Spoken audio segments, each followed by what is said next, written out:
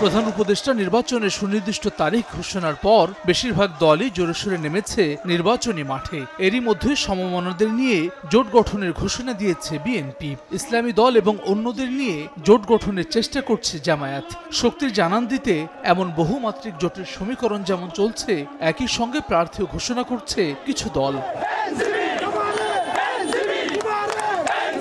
গণঅভ্যুত্থানে নেতৃত্ব দেওয়া তরুণদের দল জাতীয় নাগরিক পার্টি এনসিপিও চষে বেরিয়েছে সারা দেশ। জুলাই মাসব্যাপী জেলায় জেলায় পদযাত্রা করে সাড়া ফেলেছে দলটি। ৩রা আগস্ট শহীদ মিনারে দলীয় ইশতেহারও ঘোষণা করে এনসিপি। সংস্কার, বিচার, গণপরিষদ এবং নতুন সংবিধানের দাবিতে সরব তারা। নির্বাচন নিয়ে কিছুটা নিরুত্তাপ থাকায় আসন সমঝোতা কিংবা জোট গঠনের নানা গুঞ্জন রটছে এনসিপিকে নিয়ে। নাগরিক পার্টির এই নেতা বলছেন, ইস্যুভিত্তিক আলোচনা হলেও কোনো দলের সঙ্গে নির্বাচন কেন্দ্রিক জোট কিংবা সমঝোতার সিদ্ধান্ত হয়নি। নিজস্ব শক্তিতে বলীয়ান হয়ে ৩০০ আসনে একক প্রার্থী দেওয়ার পরিকল্পনা এনসিপির।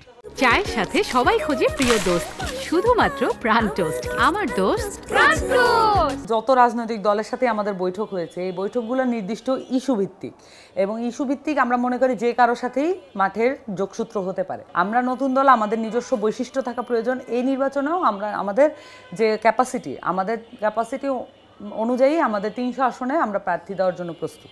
দলটির সদস্য সচিব আখতার হোসেন বলছেন, নিজস্বতা রক্ষা করে সাংগঠনিক কলেবর বৃদ্ধি এখন এনসিপির মূল লক্ষ্য। তবে জোট গঠনের সম্ভাবনা উড়িয়ে দিচ্ছেন না তিনি। জাতীয় স্বার্থ এবং মতাদর্শ বিশ্লেষণ করে সিদ্ধান্ত নেওয়ার কথা জানান আখতার। আমরা স্বাতন্ত্র্য রক্ষা করে আমরা আমাদের সাংগঠনিক কলেবর বৃদ্ধিতে এখন কাজ করছি। আমরা চেষ্টা করছি সারা দেশের সব প্রান্তে যেন জাতীয় নাগরিক পার্টির বার্তা পৌঁছে যায়। যদি জোটের প্রয়োজনীয়তা তৈরি হয়, সেক্ষেত্রে বাস্তব পরিস্থিতি, দেশের প্রয়োজন, জাতীয় স্বার্থকে বিবেচনায় নিয়ে মতাদর্শগত বিষয়গুলোর বিশ্লেষণ করেই আমরা তখন হয়তো জোট গঠনের মতো পরিস্থিতি যদি তৈরি হয়, সেদিকে আমরা তখন অগ্রসর হতে পারি।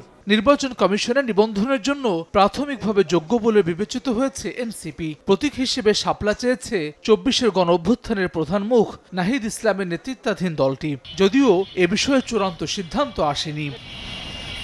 হাসান ওয়ালি, সময় সংবাদ, ঢাকা।